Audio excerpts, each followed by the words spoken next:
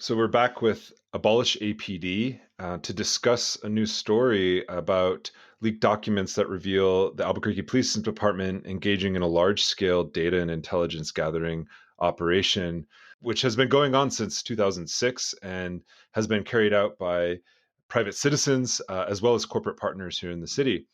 And so this privatization of data gathering means the Albuquerque Police Department has avoided community oversight, which I think is something that this current city administration has emphasized with with the police oversight board, et cetera, through the police reforms that are happening, and also judicial review in the acquisition of this information, some of which would have required, as my guests today will argue, David and Keegan from Abolish APD, which would have required a warrant to collect this data. So, in addition to documents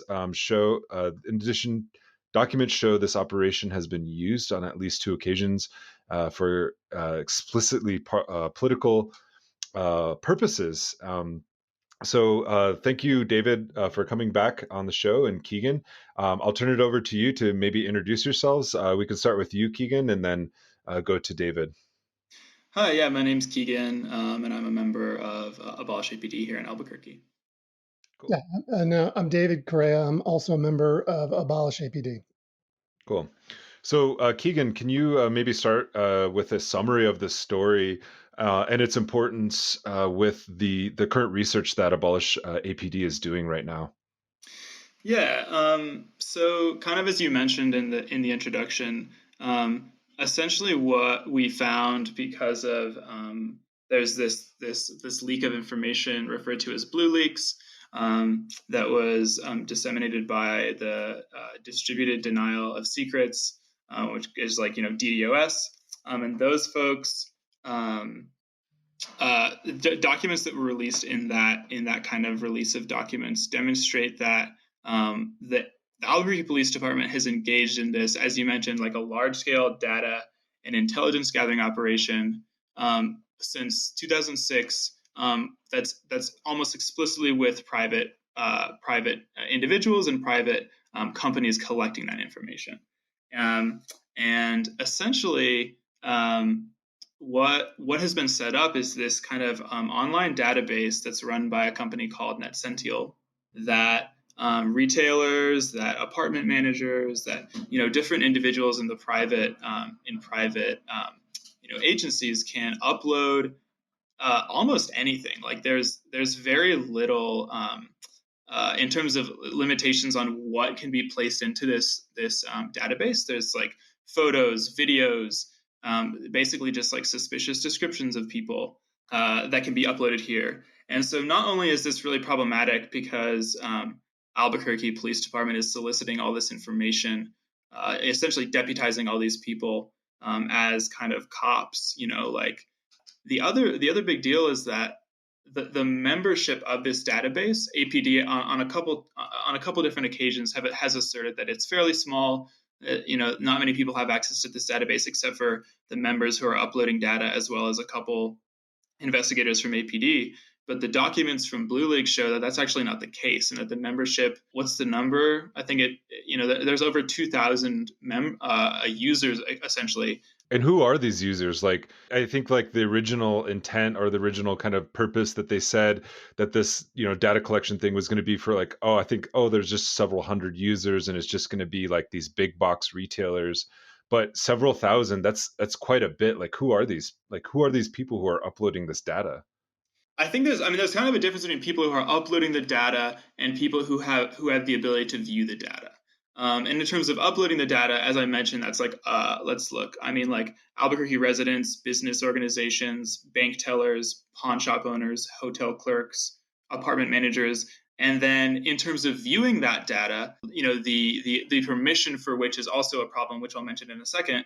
But in terms of viewing that data, it's actually not just APD officers, but there are also agents for the U.S. Forest Service. There are intelligence coordinators and agents from the DEA's New Mexico High Intensity Drug Trafficking Area, the HIDTA task force. There are agents from the Department of Homeland Security. There are agents from ICE. And so like this is absolutely not like just a local kind of small database that APD has claimed again on a couple of occasions, but there are all these people that are able to upload this information, and then a huge amount of people who are able to view it, who are from local, state, and also federal law enforcement agencies.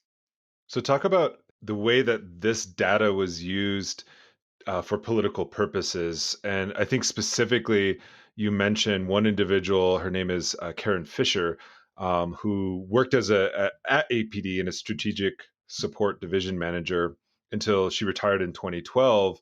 But yet she also worked in tandem with, like a Target employee, for example, who now works in private security.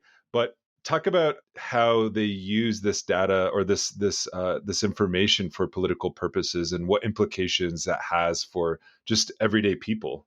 You want me to take that one, Keegan? Yeah, sure. I mean, I think I would just say very quickly is that one of the ways is that when this started, or not when this started, sorry, but in 2012, this association called ARAPA, that is that association of all these people who are able to upload this data, was created as a private nonprofit. They kind of incorporated, and one of the initial founders, like founding board members, was this woman Karen Fisher, who at the time was an APD employee. And these people on the board had the ability to approve essentially membership to the database to see that data. So sorry, I'll pass it off to you, David. Yeah, and so Karen Fisher is usually in the APD said very little about this over the years, but when they have, it's usually been Karen Fisher or former APD Chief Ray Schultz who've talked about it. It started under Schultz leadership when he was at APD, and Fisher was like a strategic support division chief. She did a lot on the data side. Is usually known as one of the founders of ARAPA. ARAPA stands for the Albuquerque Retail Assets Protection Association, which is what they call themselves.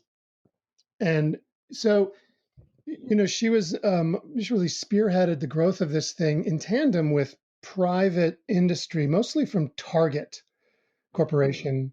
And we'll say a little bit more about Target later, who played a big role in all of this. But on at least 3 occasions, and I say at least 3 because this is an enormous database of information, and we haven't even gotten through all of it. But we found at least on 3 occasions they've politicized this. One way they would do it is they would have this network of members, most of them in retail, but it was neighborhood associations, just private citizens, UNM students and faculty for some reason. And they would send out email alerts to them, and the alerts were supposed to be related to retail and property crime. The whole point of this thing was about retail and property crime. But as Keegan pointed out, I mean, they were giving access to all of these federal agents that have no interest whatsoever in retail and property crime in Albuquerque, but rather on issues like, immigration or domestic terrorism. So it was more than what they claimed it was. But they would send out alerts to all the members requesting that they lobby as private citizens on behalf of the Albuquerque Police Department related to bills under consideration in the New Mexico legislature, and not asking them to do that as representatives of APD. They gave access to the database to a political lobbyist, and they would also turn over the email notification system to industry partners. One time from a representative from local retail association who wrote an email to the entire membership calling the Democratic Senate leader in the New Mexico legislature our biggest enemy. And there were so many very odd things they would do. They would invite people into the membership who could upload information that would have required warrants. The office clerk of a drug treatment clinic in Albuquerque, for example, was a member and we wrote about that in the piece. So there's a lot of very sort of strange inconsistencies according to the goals and purposes of this association that demonstrate that it's really more than what it seems. Yeah, and that Democratic majority leader was Michael Sanchez, I believe. That's right. And they said in this internal kind of like memo that he is quote unquote our toughest obstacle. Right. Yeah, And and they knew they were doing some things that were, I mean, when they approved the office clerk from Metamorphosis, New Mexico, which is a drug treatment clinic in New Mexico. I don't think it exists anymore. They had an internal dialogue about, is this appropriate? Should we be doing this? And there's no record in the files that we have that they resolve that, or in any other way other than just approving the person, right? So they were getting access to information that would have required a warrant. They were getting access to information that had nothing whatsoever to do with property or retail crime, and they were giving this information over to federal agents they claimed they hmm. weren't giving it to. And these are, these are things like you would think that, like, going in for drug treatment, you wouldn't, you kind of expect some kind of, like, I don't know, like, how this works, but I know that there's like HIPAA regulations and things like that that protect people's privacy. But this seems like it's just handing it over, and it's kind of like like a, I don't know the best way to describe it, but it's just kind of like, let's just collect all this data. There's no really rhyme or reason to it. Let's pull in these groups. Then they become, whether they want to or not, part of, surveillance, police surveillance, and not just like local municipal police surveillance, but federal police surveillance over individuals.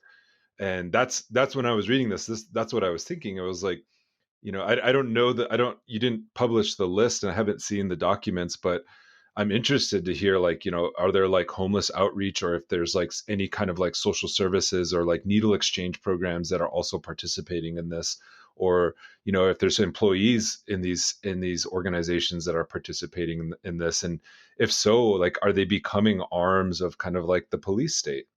Well, I mean, I think when we get to the sort of background on Blue Leaks, we could talk a little bit about that. Sure. Well, let's go there then. If you want to talk a little bit about the background of Blue Leaks, this is a data dump that happened, I believe, on Juneteenth.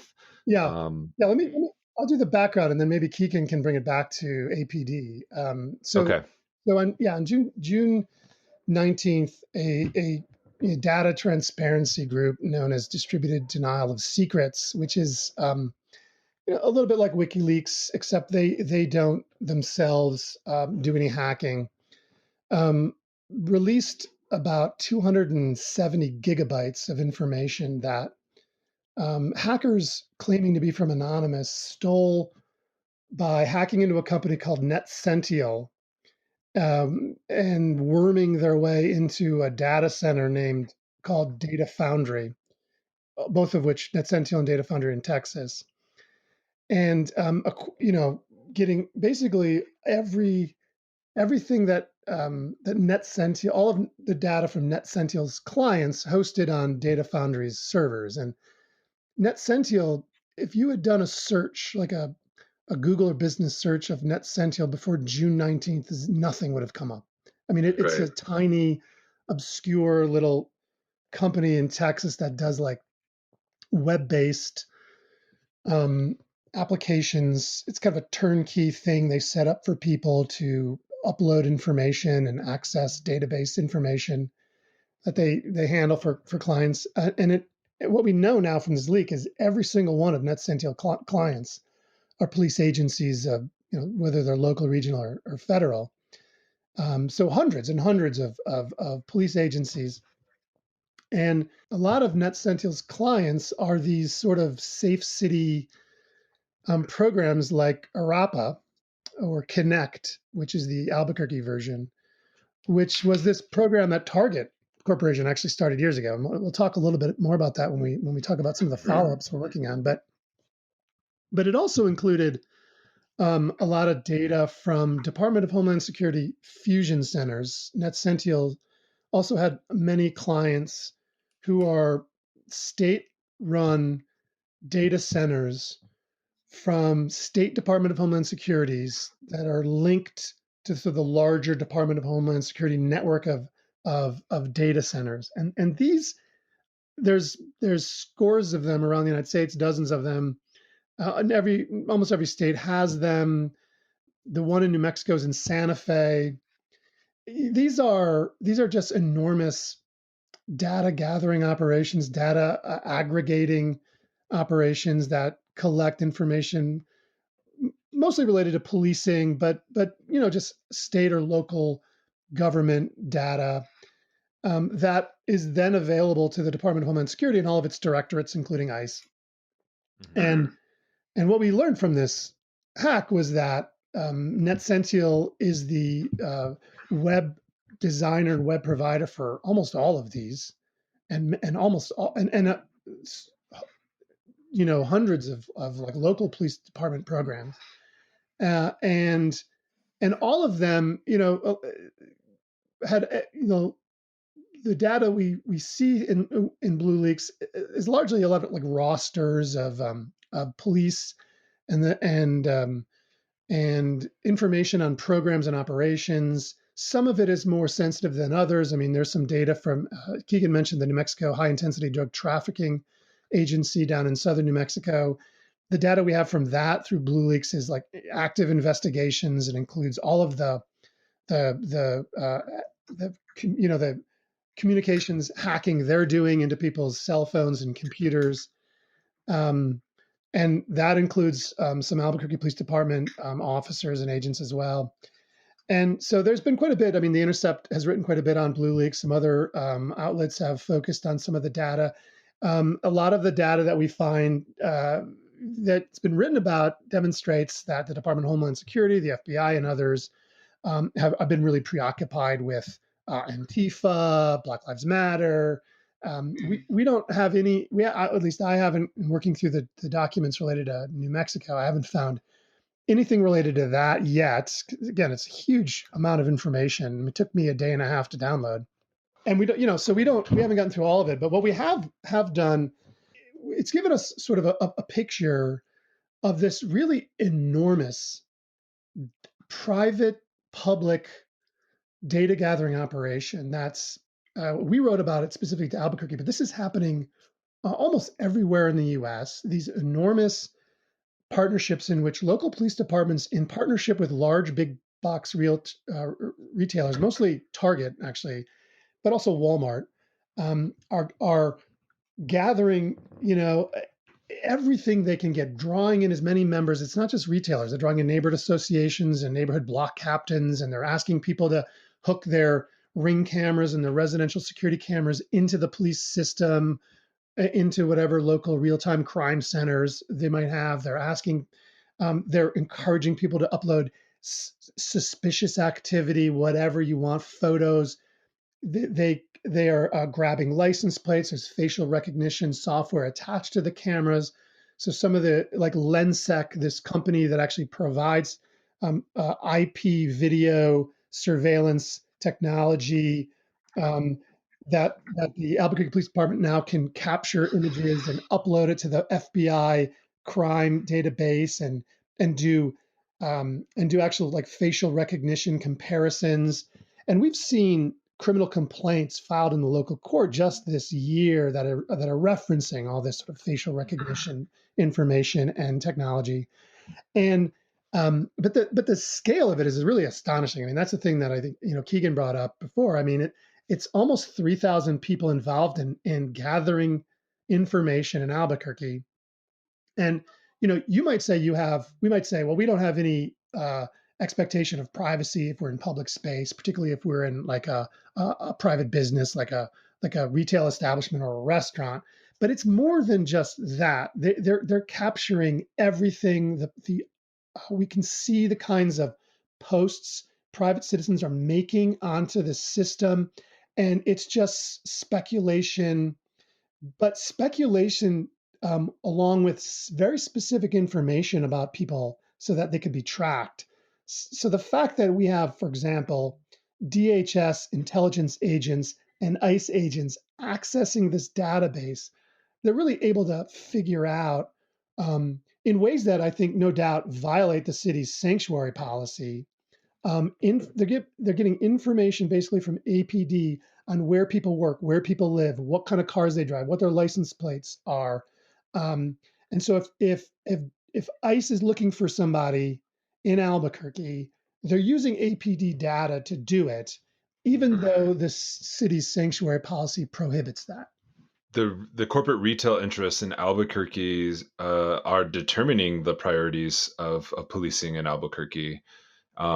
And so, what does that mean for like an organization like ARAPA, which is the Albuquerque Retail Assets Protection Association, in the context of community policing?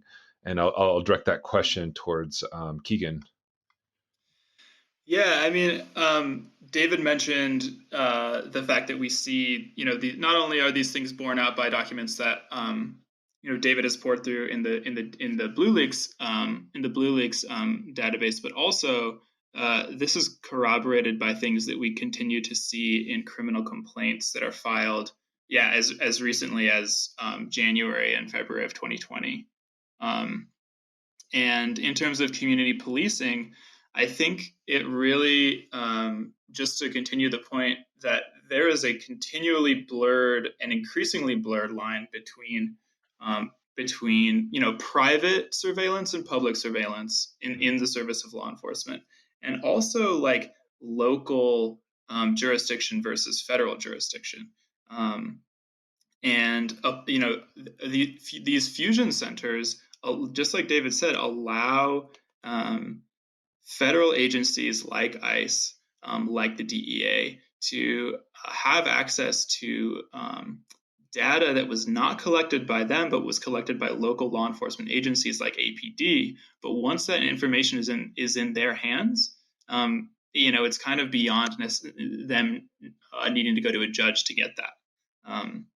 And so, and going back to community policing, we hear from our current mayor, Tim Keller, who ran on a community quote community policing and constitutional policing platform, who continues to assert that the Department of Justice reforms are working in the face of insurmountable evidence that that's not the case. He continues to assert that community policing means that there is respect happening, there is dialogue between police and the community, or whatever. But I think it's worth mentioning that yesterday the Albuquerque City Council voted to approve $9.7 million to hire 40 new police officers, to release 40 veteran police officers to serve on federal task forces and local task forces. And this money was made available through the Operation Relentless Pursuit that was announced in December of 2019 by Attorney General Bill Barr. Am I correct in saying that like the Albuquerque Police Department has said on several occasions that they've never received money for that? Yeah, I mean, there was a big deal because, and this was mentioned by one of the counselors, Lancena, last night, that like there are provisions in that federal money that it's unclear whether that violates Albuquerque's sanctuary policy. And as David mentioned, like it's kind of moot anyway because ICE agents have, regardless of whether APD is walking over and handing this information to them, they upload it to a database, or multiple databases actually, that ICE agents have access to. But yeah, absolutely. I mean, like they've asserted that that's the case, but as of last night, now it's been approved. Yeah. Okay. And like some of the things that you've found in the research is that like the target corporation gave APD $100,000 for the creation of Connect, this program, and its executives along with executives from Walmart have served in leadership positions in the ARAPA from the beginning and continue to do so. And how that kind of connects with like on the ground, like quote unquote community policing, is that nearly 60% of all shoplifting criminal complaints filed with the court of APD, or filed with the court by APD, came from Walmart and Target. And so there's this it kind of like it's not that they're directly like in charge of telling the police where to go, but nonetheless the majority of these shoplifting criminal complaints are coming from these two big box retailers. Right, and you'll also see in criminal complaints references to they're either called let's see, proactive response teams or problem response teams, I think. And they're these groups of officers in different area commands that work very closely with private, loss prevention groups at Targets, WalMarts, Smiths, and other larger retailers, and to address quote unquote quality of life crime, which is loitering, which is public intoxication, all these things which are actually just people who need services, right? But who are working with private security and private forces, to harass people, criminalize people, and surveil people. Right. It's like the majority of them are most likely poor people who are just living in public, and that itself is a crime. Like that's what it seems like. That's what the quote unquote quality of life, not the quality of life of the people who are being arrested, but exactly the quality of life of the corporations.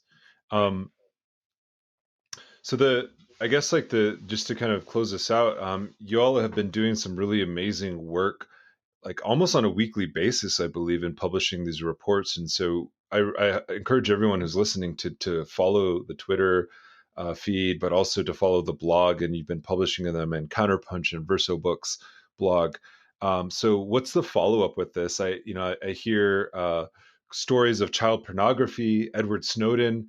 What are the stories that are coming up? We're working on a follow up that hopefully will be out maybe to correspond with the release of this podcast, maybe. And there's a lot to do. I mean, I think the Target Corporation is one angle that we'll be probably writing about. But the next story, as you mentioned, is kind of bizarre, actually. I mean, I've been writing about the Albuquerque Police Department for a very long time, so nothing surprises me anymore. The level of incompetence and lethal incompetence is pretty remarkable. But this might be the most bizarre story. The company that Target gave APD money to hire is a company called NetCential, and it's run by a guy named Stephen Gartrell, and he and NetCential is located in Houston, Texas.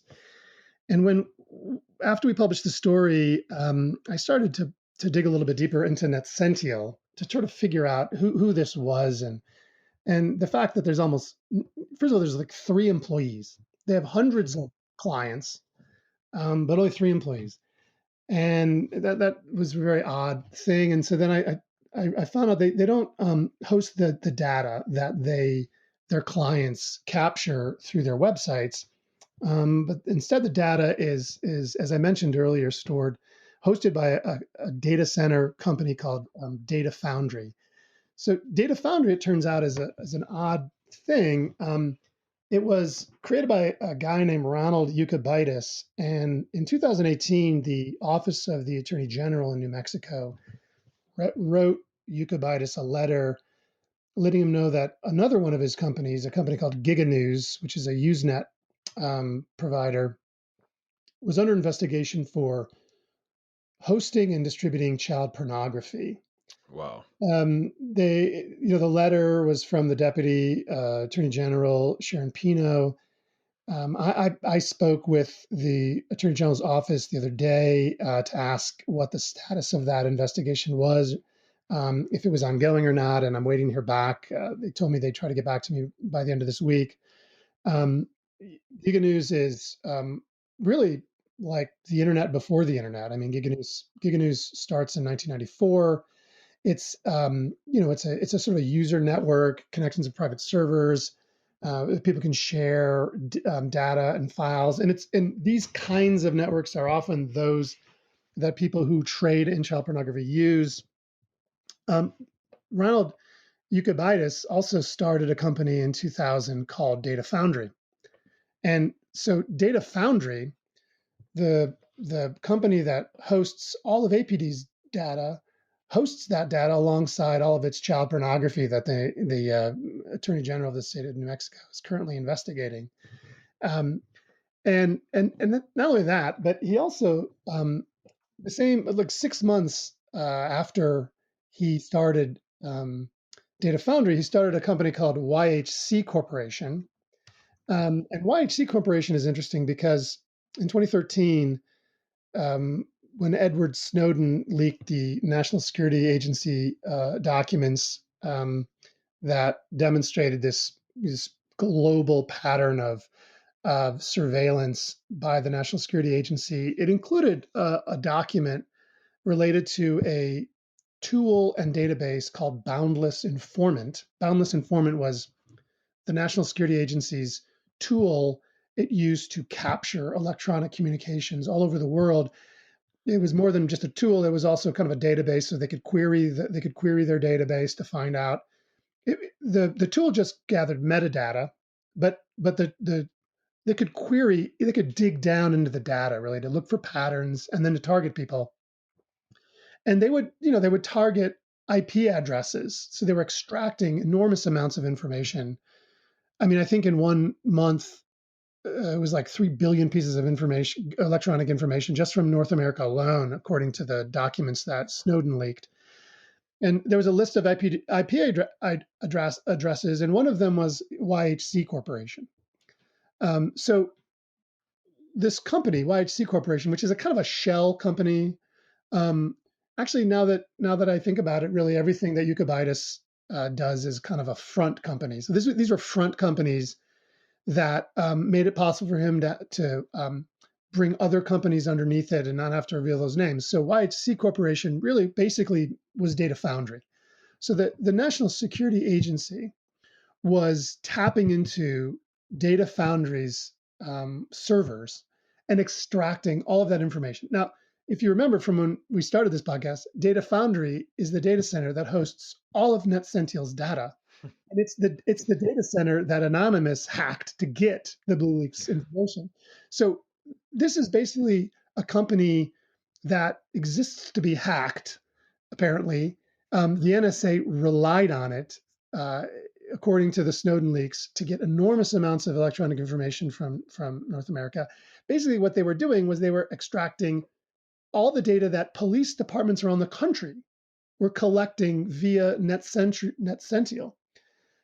So this is not surprising to me. I think that APD would be in bed with these pretty nefarious. I mean, it's sort of like they're either nefarious or they're shockingly incompetent, and you never know with APD. But they're basically hosting their data with Giga News and Data Foundry, a company that you know the New Mexico Attorney General, the top cop apparently in the state, knows is shady and engaged in some nefarious dealings, particularly shockingly related to child pornography, and is basically uploading information that the NSA has been historically relying on to tap into. Um, this is the kind of so that's the next story we're doing. That'll come out next week. We're fleshing that out a little bit. A couple of other stories we'll probably be looking into. One will be at the end of the story that we released this past week, we talked about the way the Target Corporation and Walmart are really directing local policing, but sort of capturing these sort of police practices, privatizing them, and then in turn directing police priorities for their interests. And that's actually happening nationwide. The Target Corporation, for example, hires former CIA, former FBI. They have a security bureau that is probably more advanced and larger than any other than the FBI in the United States. They have two um, uh, forensics labs that can conduct criminalistics beyond what any local police department in the United States could do, and basically seeded local police departments around the United States about 15 years ago with these grants to draw all of them into these safe city programs, which basically just captured every local police department and turned those into security offices for the Target Corporation. That's one angle we'll probably be writing about. And then the other one I think is really to sort of think a little bit more deeply about what has ARAPA done to the kind of broken windows policing that we've been doing a lot of writing about in our other reports on our website, abolishapd.org, that Keegan had just been mentioning in terms of community policing. I mean, just looking at the misdemeanor arrests alone in the month of January, you could tell not only is it's 60% of it all happening at Walmart or Target, 60% basically of every shoplifting arrest in the entire city happens either at Walmart or Target. But most of it is so petty. I mean, they will arrest people at Walmart for allegedly stealing goods at $1.47. Or I mean that's they're arresting people at that. And the whole logic of this thing is, and what APD said publicly, is that this is all about organized retail crime, that there are these huge rings um, targeting big box retailers in sort of interstate, organized retail crime operations. And that's just bullshit because if you look at the criminal complaints, there's none of that. It's just low level. It's people stealing bread, stealing, uh, toiletries, stealing clothes. I mean, it's not, these aren't organized retail crime rings. And so, These are people who are stealing things or acquiring things that they need to live. yeah. And also a lot of this, by the way, too, one of the things that ARAPA does and this whole network does is a lot of the people being arrested for trespassing, right? Because what'll happen is they'll get them on some $1.47 bullshit charge, and then they'll charge them. Then in future, they're banned from the store, right? So they're banning people from stores all over the city. And a lot of the criminal complaints that Ernesto or comrade who works on all the court documents that we've been looking through, a lot of what he finds is a lot of this is criminal trespass. People are getting arrested for walking into a Walmart to buy something they need, but because they've been arrested in the past in some bullshit charge, now they're banned and they can't go anywhere. And of course, when that happens, right, their name and their photo is on the entire system, and every retailer in town now targets them. Right, so this is ends up having I think a pretty nefarious impact on the community, because of course then we have like an entire underclass of people who are banned from coming into stores to buy things they need, and so every major retail in town is a part of this, enthusiastically a part of this, and which means that we have thousands and thousands of undercover cops in our town working on behalf of APD. Right. Well, thank you both for joining us this time, and we are definitely going to do a follow-up episode when more stuff gets released. I think we're going to be doing, hopefully, on a monthly basis, following the research that you all are doing at abolishapd.org, if folks want to check it out. So thanks again, David and Keegan. Thanks, Nick. Thanks for having us, Nick.